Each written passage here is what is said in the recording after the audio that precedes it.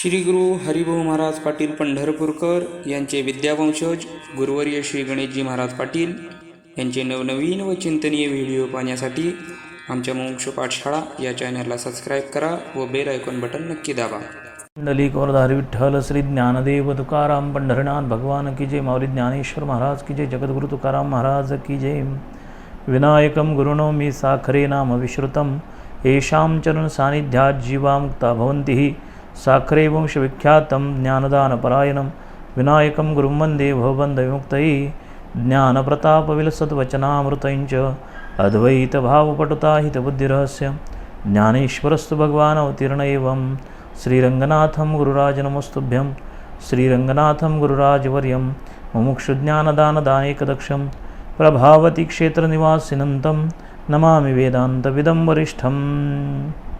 नमः श्री शंकरानंद गुरुपादाम्बोजन्मने सविलास महामोह ग्राहग्रासैककर्मणे तत्पादाम्बोरुहद्वन्द्व सेवा निर्मलचेतसां सुखबोधाय तत्त्वस्य विवेकोऽयं विधीयते.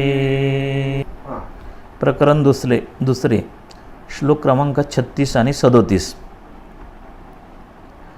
तर वर काय सांगितलं त्यांनी वरच्या 35व्या श्लोकामध्ये की तो म्हटला होता की शून्याप्रमाणेच सद्वस्तूचे देखील नामरूप कल्पित तुम्ही अंगीकार करायला पाहिजे.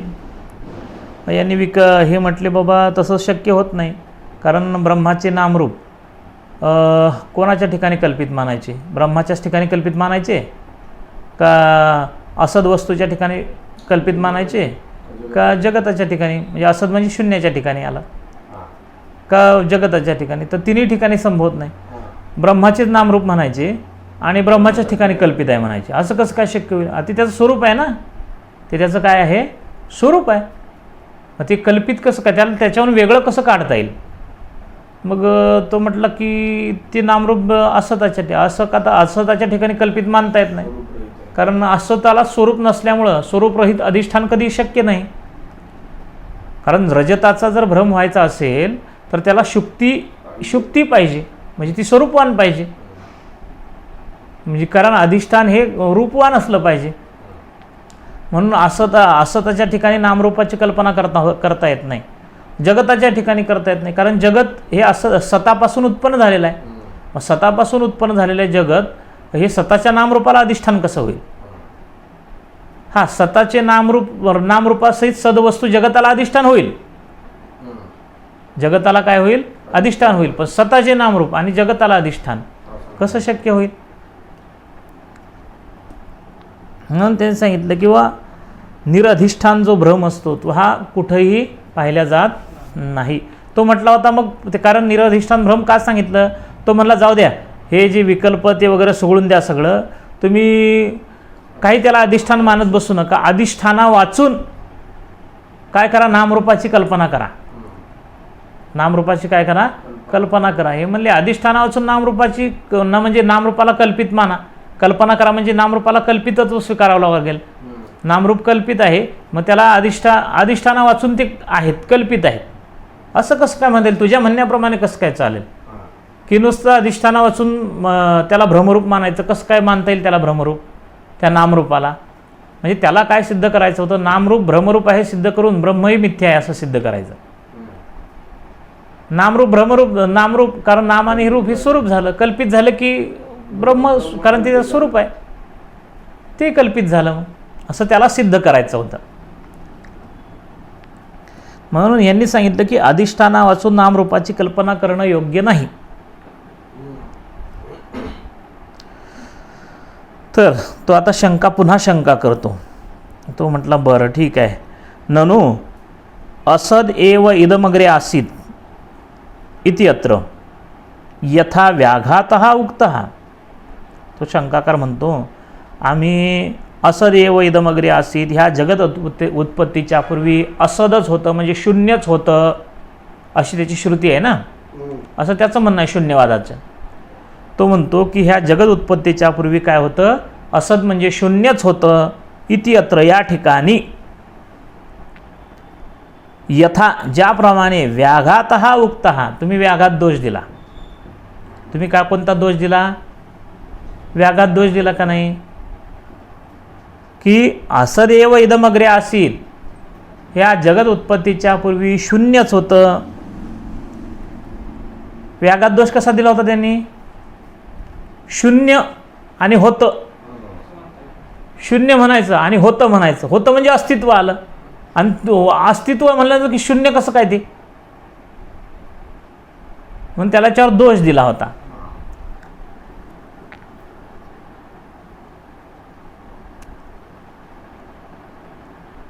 इति अत्र यथा व्याघातः उक्तः तथा त्याप्रमाणे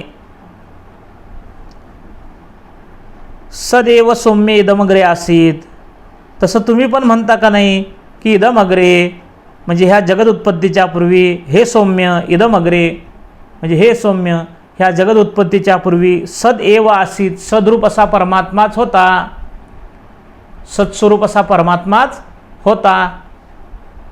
इति अत्रापि या ठिकाणी देखील दोषः अस्ति इति शंकते. तो शंकाकार म्हणतो जसं तुम्ही आमच्या ठिकाणी दोष दिला का नाही तसं तुमच्या ठिकाणी देखील दोष येतो. म्हणजे असदेव इदमग्रे असदेव आसीत म्हणजे ह्या जगत उत्पत्तीच्या पूर्वी असतच होतं असं आम्ही म्हटल्याच्या नंतर तुम्ही त्याच्यावर दोष दिला. तसं तुम्ही जे म्हणताय की सदैव सौम्य इदमग्रे आसीत की ह्या जगत उत्पत्ती हे सौम्य या जगत उत्पत्तीच्या पूर्वी सत्स्वरूप परमात्माच होता, बाकी काहीही नव्हतं, फक्त परमात्माच होता असं जे तुम्ही म्हणताय, ह्या म्हणण्यामध्ये सुद्धा या म्हणण्यामध्ये देखील दोषः अस्ति, दोष आहे. इति शंकते अशा प्रकारची तो शंका घेतो. आलं? बोला. ननु असदेव इदम अग्रे आसीत इति अत्र यथा व्याघात उक्तः. शंकाकार म्हणतो अहो जगत उत्पत्तीच्या पूर्वी असद होतं, म्हणजे शून्यच होतं, शून्यच होतं, शून्यच होतं. या ठिकाणी ज्याप्रमाणे तुम्ही व्याघात दोष दिला तथा सदैव सौम्य इदम अग्रे आसीत इति अत्र अपि दोषः अस्ति इति शंकते. म्हणजे त्याप्रमाणे या जगत उत्पत्तीच्या पूर्वी सद्रूप असा परमात्माच होता, या ठिकाणी देखील दोष येतो, दोष आहे, शंका पूर्व पक्ष करतो. सदासीदिति शब्दार्थ सदासीदिति शब्दार्थ भेदे वैगुण्यमापतेत भेदे वैगुण्यमापतेत अभेदे पुनरावृत्तिस्यान् अभेदे पुनरुक्तिस्यान् मैवं लोके तथेक्षणात्. मैवं लोके तथेक्षणात्. तर आता तो पूर्वपक्ष तो त्यांनी शंका केली की नाही की सदैव सौम्य इदमग्रे आसीत या ठिकाणी सुद्धा दोष येतो. तो कशा पद्धतीने दोष येतो तो सांगायला लागला आता पूर्वपक्ष. सद आसीद इति, सद आसीद या पदाने तथाही ते स्पष्ट करून सांगतो म्हटले. सत आसीत इति शब्दभेदयोः अर्थभेदः अस्ति न वा. तो म्हणतो आता पूर्वपक्ष शंकाकार म्हणतो, तो म्हणतो आम्हाला तुम्ही सांगा एक गोष्ट. सत आसीत म्हणजे सत होते किंवा परमात्मा होता, परमात्मा होता हे जे तुम्ही सांगितलं परमात्मा होता, हे दोन शब्द झाले का नाही? ह्या शब्दभेदयोः ह्या दोन शब्दामुळं अर्थभेद हा अस्ति न वा. सत आणि आसीत हे जे दोन पद आहेत, ह्या दोन पदामुळं ह्या दोन शब्दामुळं शब्दयोः भेदः अस्ति वा न, ह्या दोन शब्दाचा भेद आहे किंवा नाही. ह्या दोन शब्दाचा भेद आहे किंवा नाही. म्हणजे तो काय म्हणतो, सत आणि आसीत हे जे दोन पद आहेत ह्या दोन शब्दाचा दोन शब्दाच्या अर्थाचा अर्थ हा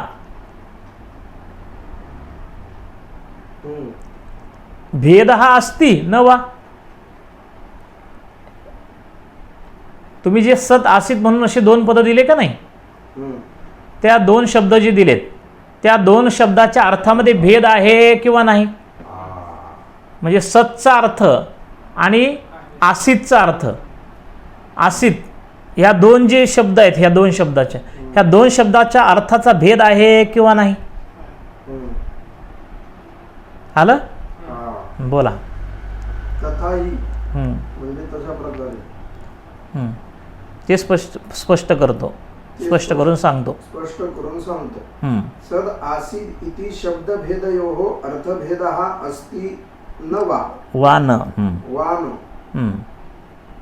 म्हणजे सत म्हणजे परमात्मा, आसीत म्हणजे होता, या दोन शब्दाच्या भेदामुळे दोन शब्दाच्या भेदामुळे शब्दभेदात अर्थभेद आहे ना, म्हणून दोन शब्दाच्या भेदामुळे अर्थाचा भेद आहे किंवा नाही? या दोन शब्दाच्या भेदामुळे अर्थाचा भेद आहे किंवा नाही. हे काय सांगितलं त्याने? तो म्हटलं आता आम्ही काय सांगायचं तेच तुम्हाला स्पष्ट करून सांगतो. म्हणजे सदैव सौम्य इदमग्रे आसीत ह्या जी श्रुती आहे, तुम्ही सांगितलं की परमात्माच होता जगद उत्पत्तीच्या पूर्वी.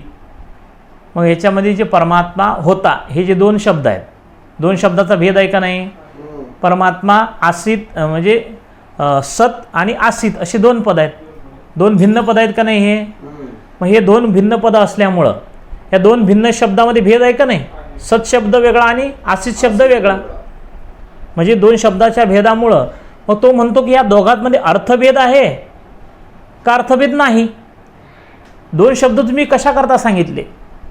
सत आणि आसीत हे जे दोन शब्द सांगितलेत ह्या दोन शब्दामध्ये भेद आहे का नाही? मग त्या भेदामुळं अर्थाचा भेद आहे किंवा नाही?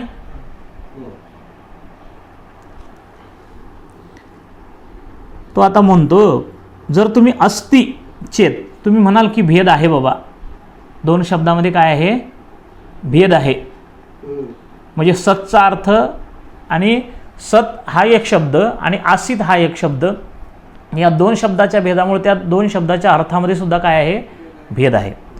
तो म्हणतो अस्ति चेत अद्वैत हानीही. तो म्हणतो तुम्ही जर भेद आहे असं म्हणाल तर अद्वैत कुठं राहिलं? मग तुमचं द्वैत सिद्ध झालं, दोन वस्तू झाल्या आणि त्या पण सत्य झाल्या दोन वस्तू. आणि सत्पदाने एक सांगितलेली आणि आसित पदाने एक सांगितलेली, दोन वस्तू झाल्या ना. कारण दोघात अर्थभेद आहे ना. तुम्ही काय म्हणतात? अर्थभेद मानता ना तुम्ही. म्हणजे त्याने विकल्प केला की तुम्ही अर्थभेद मानता का नाही? जर तुम्ही मानला तर काय होईल? अद्वैताची हानी होईल. कारण सत्पदाने परमात्मा आणि आसित पदाने तुम्ही एक वस्तू सांगितली आणि ते पण जगताच्या उत्पत्तीच्या पूर्वी सांगितली. म्हणजे जगताशी त्याचा काही संबंध नाही याचा अर्थ झाला. म्हणजे जगताच्या पूर्वी दोन वस्तू सिद्ध झाल्यात म्हणजे द्वैत सिद्ध झालं. म्हणून द्वैत सिद्ध झालं म्हणजे अद्वैताची हानी. आणि कदाचित नास्तिचेत तुम्ही म्हणाल की या दोन शब्दाच्या अर्थामध्ये काय नाही? भेद नाही. नास्तिचेत तर पुनरुक्ती ही स्यात. जर त्या दोघांमध्ये जर भेद नसेल तर पुनरुक्ती नावाचा दोष येतो. दोघांच्या अर्थामध्ये जर भेद नसेल तर काय ना कोणता दोष येतो? पुनरुक्ती नावाचा काय येतो? दोष येतो. मग म्हणजे सत्पदाने ब्रह्मच सांगितलं आणि आसित पदाने ब्रह्मच सांगितलं असं कसं काय? दोनदा झालं ना. पुनरुक्ती दोष झाला तो. पुनरुक्ती दोन प्रकारची आहे. एक म्हणजे शब्द पुनरुक्ती आणि एक अर्थ पुनरुक्ती. म्हणजे दोन शब्द दोन शब्द पण एका अर्थाचे दोन शब्द जर असतील, नाही भिन्न अर्थाचे दोन शब्द जर एकत्र असतील, भिन्न अर्थ आहेत पण शब्द सारखे आहेत, भिन्न अर्थ आहेत पण शब्द सारखे आहेत, ह्याला म्हणायचं शब्द पुनरुक्ती. समजा उदाहरणार्थ एखादा मनुष्य गावाला निघाल्याच्या नंतर त्याने नोकराला बोलवलं. हे बघ म्हटले, सेंधव तयार करून ठेव,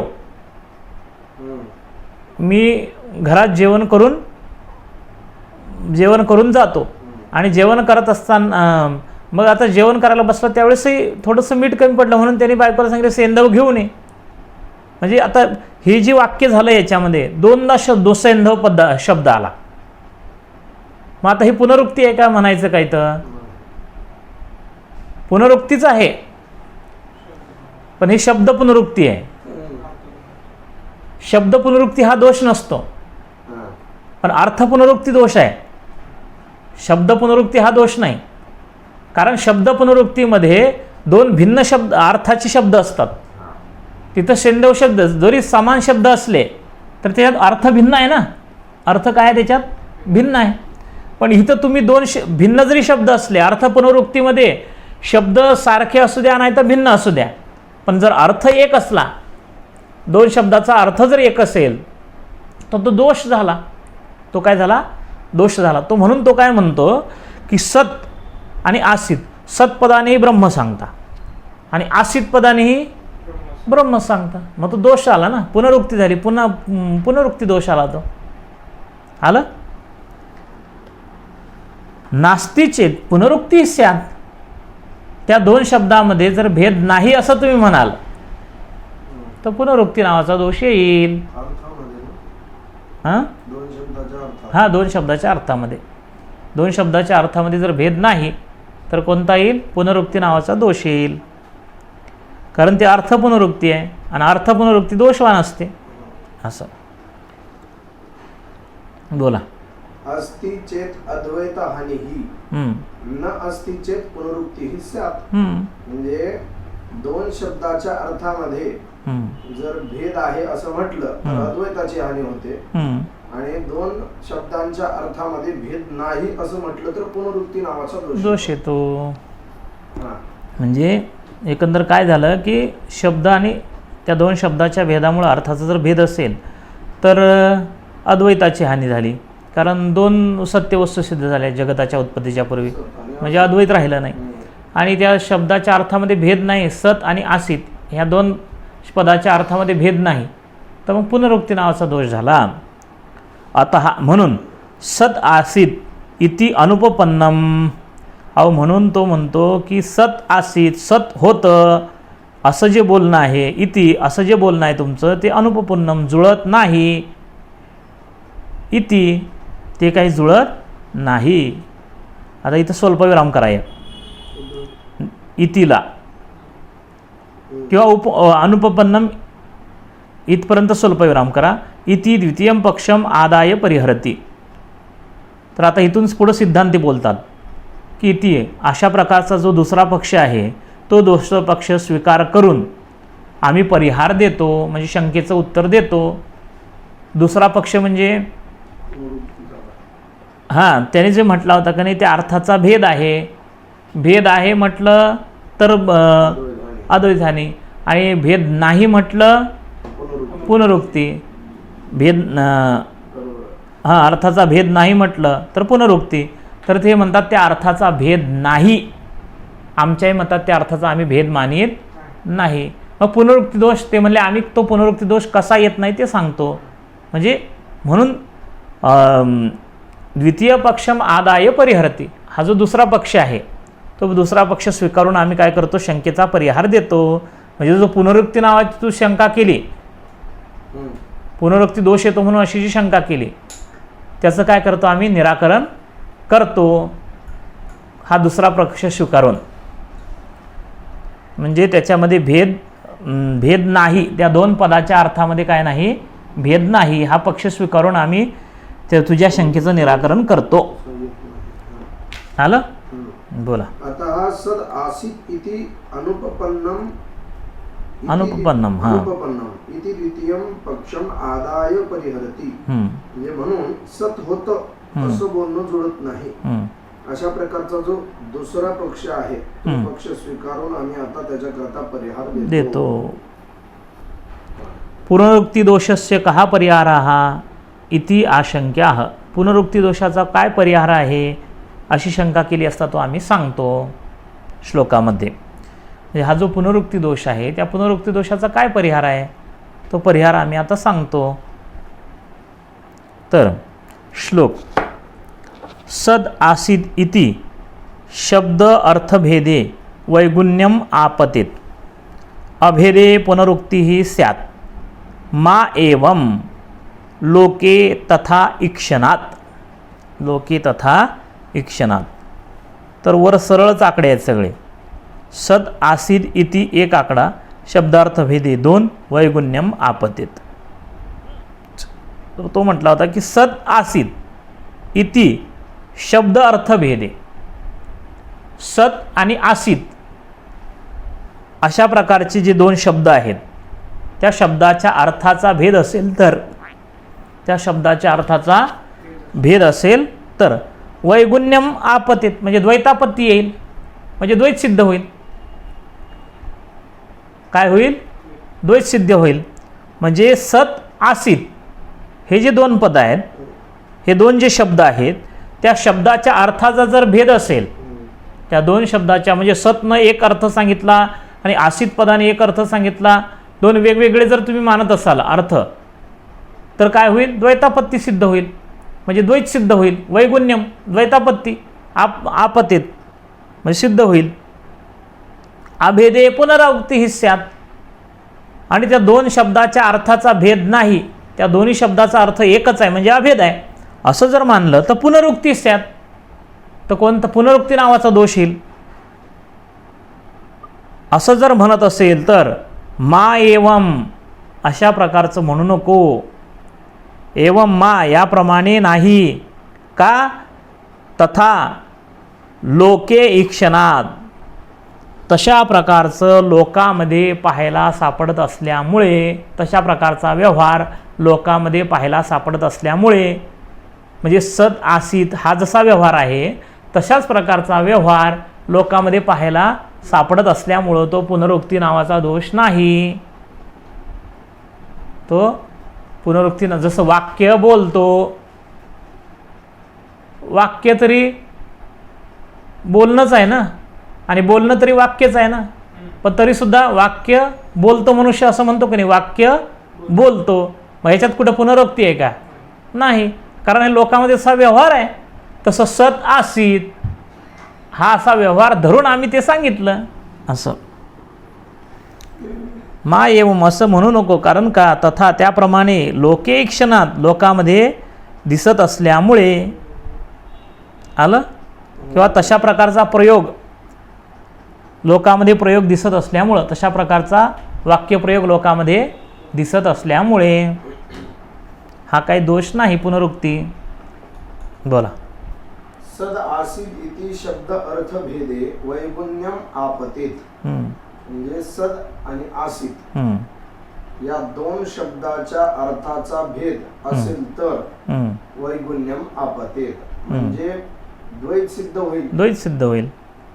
आणि अभेदे पुनरुक्ती ही स्यात् म्हणजे या 2 शब्दाच्या अर्थामध्ये जर अभेद दोन्ही एकच असेल, अभेदच असेल, अभेद असेल किंवा एकच असेल तर पुनरुक्ती नावाचा दोष येईल. म्हणून मा एवं तू असं म्हणू नको. कारण तथा लोके ईक्षणा, कारण लोकांमध्ये तशा प्रकारचा व्यवहार शब्दप्रयोग, असल्यामुळे, तशा प्रकारचा शब्दप्रयोग लोकांमध्ये पाहायला सापडत असल्यामुळे, तशा प्रकारचा शब्दप्रयोग लोकांमध्ये पाहायला सापडत असल्यामुळे तू असं म्हणू नको. 37 लोके एवं विधेषु प्रयोगेषु पुनरुक्ती अभावः कुत्र दृष्टः इति आशंक्याः. तो म्हटला, अहो काय तुम्ही मनानेच सांगता काय? लोकांमध्ये लोके एवं विधेषु प्रयोगेषु अशा प्रकारचा जो प्रयोग आहे त्या प्रयोगामध्ये पुनरुक्ती अभाव हा कुत्र दृष्टः, पुनरुक्तीचा अभाव आहे हे कुठं पाहिलं जातं? सांगा म्हटले आम्हाला, कुठं पाहिलं जातं? अशी शंका केली असता सांगतो म्हटले. असं जर तू विचारशील तर आता आम्ही तुला सांगतो कुठं पाहिलं जातं ते. आलं?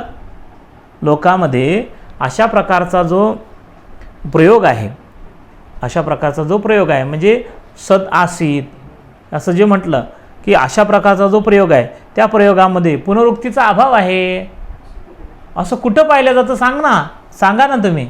सिद्धांत्याला तो विचारतो, सांगा कुठं. सिद्धांती म्हणतात तसं जर विचारत असेल तर आम्ही तुला सांगतो. बोला. लोके एवं विधेषु प्रयोगेषु पुनरुक्ती अभावः कुत्र दृष्ट इति आशंक्य आह.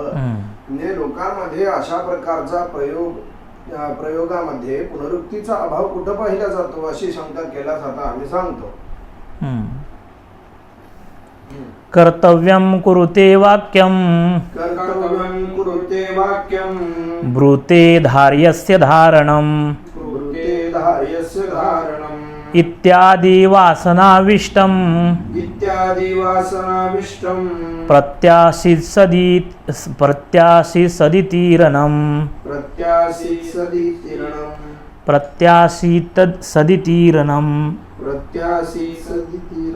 बर ठीक आहे. भवतु एवं लोके श्रुतौ किम आयातम इति अतः आह. तो म्हटला हो भवतु एवं लोके, लोके एवं भवतु, लोकामध्ये असा असू द्या व्यवहार, लोकामध्ये अशा प्रकारचा व्यवहार असू द्या. श्रुतौ किम आयातम, श्रुतीमध्ये काय प्राप्त झालं ते सांगा. सद आसीत ही जी श्रुती आहे का नाही, सदैव सौम्य इदमग्रे सदैव आसीत ही जी श्रुती आहे, या श्रुतीमध्ये काय प्राप्त झालं ते सांगा म्हटले. लोके एवं भवतु, लोकामध्ये अशा प्रकारचा व्यवहार असू द्या. श्रुतीमध्ये या व्यवहाराने काय प्राप्त झालं. किम आयातम, काय प्राप्त झालं. इति असं जर विचारत असेल तर सांगतो. बोला. लोके एवं भवतु श्रुतौ किम आयातम इति अतः आह. लोकांमध्ये असा व्यवहार असू द्या. श्रुतीमध्ये याने काय प्राप्त झालं असं विचारल्यास आता आम्ही सांगतो. श्लोक. कर्तव्यं कुरुते वाक्यं ब्रूते धार्यस्य धारणं इत्यादि वासनाविष्टं प्रति आसीद सद इति ईरणम. तर कर्तव्यं कुरुते वाक्यं ब्रूते धार्यस्य धारणम हे सरळच आहे. इत्यादी वास म्हणजे वरच्या ओळीला एक आकडा टाका, खालच्या ओळीला इत्यादी वासना विशिष्टम 2, सत वासना विशिष्टम थांबा, प्रतिवर कितवा केला 3 ना, 3 सत 4 आसीत 5 इति 6 इरणम इति इरणम. तर कारण त्यांनी म्हटलं होतं की अशा जे वाक्य आहेत, असा जो प्रयोग आहे त्या प्रयोगामध्ये पुनरुक्तीचा अभाव कुठं पाहिला जातो हे म्हणजे तुला सांगतोस. बघ आता कुठं पाहिला जातो. कर्तव्यं कुरुते, कर्तव्य करतो, कर्तव्य करतो. आता कर्तव्य तरी काय करणंच आहे ना, आणि करणं तरी काय कर्तव्यच आहे, म्हणजे एकच आहे ना. पण इथं कुठं पुनरुक्ती मानल्या जाते. व्यवहारामध्ये मानतात का हे पुनरुक्ती झाली बाबा तुझी, नाही. वाक्यं ब्रूते, वाक्य बोलतो, बोलणं तरी वाक्यच आहे, आणि जे वाक्य आहे ते बोलणंच आहे, दोन्ही एकच आहे ना. पण तरीसुद्धा इथं वाक्य बोलतो म्हटल्यावर कोणी म्हणतं का अरे अरे पुनरुक्ती दोष आला तुझ्या बोलण्यात, असं कोणी म्हणतं का, नाही. पुनरुक्तीचा अभावच मानला जातो. धार्यस्य धारणम, जे धारण करण्याला योग्य आहे त्याला धारण करतो, धारण करण्याला योग्य त्याला जी वस्तू आहे त्याला धारण करतो. इत्यादी वासनाविष्टम, इत्यादी वासनेने युक्त असणारे प्रति त्यांच्याकरता, इत्यादी वासनेने युक्त असणारे जे लोक आहेत त्यांच्याकरिता सत आसीत इति ईरणम, सत आसीत असं आम्ही सांगितलं. कारण अशा प्रकारची वासना ही वासना आहे ना लोकांमध्ये, अशी बोलण्याची वासना आहे का नाही. वाक्य बोलतो, जी धारण करायची ती धारण करतो, कर्तव्य करतो, आणि करतो म्हणणं म्हणजे ते कर्तव्यच आहे ना, ती क्रियाच आहे ना, दोन्ही क्रियाच आहेत ना. मग अशी जी पण अशा व्यवहाराची वासनेने युक्त असणारे जे लोक आहेत त्यांच्या प्रती, त्यांच्याकरिता, प्रती म्हणजे त्यांच्याकरिता सद आसीत, सत होते, ह्या जगदुत्पत्तीच्या पूर्वी सद्रूप असा परमात्मा होता, इति ईरणम असं आम्ही सांगितलेलं आहे. वास्तविक आम्हाला सत होता म्हणजे सद्रूप परमात्मा होता हे सांगायचं अजिबात तात्पर्य नाही. हम्म. कारण जो आहे त्याच्याविषयी सांगताच येत नाही ना. सत होता न होता काहीच सांगता येत नाही त्याच्याविषयी. फक्त जी अशी लोकांची वासना आहे, अशा वासनेने लोक युक्त आहेत, म्हणून त्यांच्याकरता सत आसीत असं आम्ही सांगितलं. बरं. आलं? बोला. कर्तव्यं कुरुते वाक्यं ब्रूते धार्यस्य धारणम् इत्यादि वासनाविष्टं प्रति आसीत् सत् इति इरणम्. प्रति सत् आसीत् सिद्ध इति इरणम. इति इरणम्. म्हणजे कर्तव्य कुरुते, मी कर्तव्य करतो, वाक्यं ब्रूते, मी वाक्य बोलतो, धार्यस्य धारणम, मी ते धारण करण्याला जे योग्य आहे ते धारण करतो, इत्यादी वासनाविष्टम, इत्यादी वासनेनी युक्त असलेले प्रति त्यांच्याकरिता त्या लोकांकरिता सत आसीत असं आम्ही सांगितलं. सत आसीत असं आम्ही सांगितलं. वास्तविक सत आसीत असं आम्हाला काही सांगण्याचं तात्पर्य नाही. सद्रूप आहेच तो परमात्मा. आसीत म्हणायचं काय कारण आहे म्हणजे म्हणून. पण जसं ह्या दोन जे वाक्य आहेत, ह्या वाक्यामध्ये जसं पुनरुक्ती दोष येत नाही व्यवहारामध्ये, या वासनेने युक्त असणारी अशा प्रकारची वासना ही प्रत्येकाच्या ठिकाणी आहे, अशा प्रकारच्या व्यवहाराची. त्यामुळे त्यांच्यात काही तर असं दोष मानल्या जात नाही. मग तोच व्यवहाराचं वापरून आम्ही काय सांगितलं, सद आसीत, सद्रूप परमात्मा होता, म्हणून सत आणि आसीत पदाने आम्हाला काही वेगळं काहीतरी सांगायचं आहे असं काही नाही. तो व्यवहार आहे, सरळ सरळ व्यवहार आहे. तो काय आहे, सरळ सरळ व्यवहार आहे. दोन पदाचे अर्थ भिन्न, कारण त्याने वर दोष दिला होता का नाही, की दोन पदाचे अर्थ जर एक आहे म्हटलं तर द्वैतापत्ती, आणि दोन पदाचे अर्थ भिन्न आहे म्हटलं तर पुनरुक्ती. म्हणजे अर्थाचा भेद जर आहे दोघांमध्ये, अर्थाचा जर भेद आहे अद्वैताची हानी, आणि भेद नसेल तर पुनरुक्ती दोष. हे म्हणले भेद नाही, सद आसीत ह्या पदामध्ये भेद नाही. मग भेद नाही म्हणलं तर पुनरुक्ती होईल. तो म्हणला पुनरुक्ती होत नाही, कारण तसा व्यवहार आहे लोकांमध्ये, तिथं काही पुनरुक्ती मानल्या जात नाही. त्यामुळे आम्ही पुनरुक्ती दोष आमच्यावर येत नाही. पुंडलिक वरदारी विठ्ठल श्री ज्ञानदेव तुकाराम पंढरीनाथ भगवान की जय. माऊली ज्ञानेश्वर महाराज की जय. जगद्गुरु तुकाराम महाराज की जय.